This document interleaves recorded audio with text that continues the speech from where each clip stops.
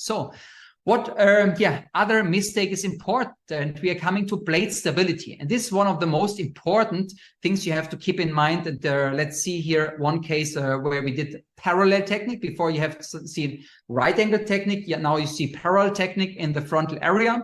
First, you will see the harvesting part, and you see we can really go up to big blocks up to 5 centimeters. This is possible even when the external oblique line doesn't look so well.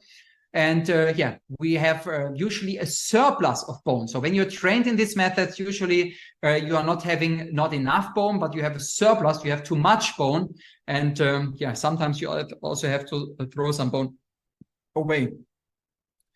You see here the plates on the palatal side, fixed with the screws, and also on the buccal side.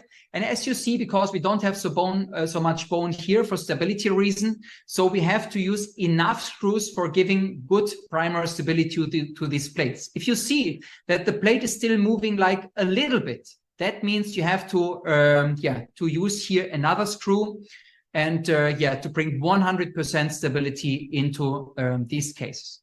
And another mistakes also, you see here, this was a referred case. The patient got the implant placement then by the referring doctor. And this is, of course, also what you should not do. You see here placing 4 really big diameter implants. I mean, we have perfect bone afterwards, but you should not place 2 big diameter implants and also too close to each other. So this is something, because even the most beautiful bone augmentation, you can destroy it afterwards when you're doing mistakes with your implants. So rather go for smaller diameter and also maybe less implants. So 2 implants in this case are usually also enough if you don't want to have problems.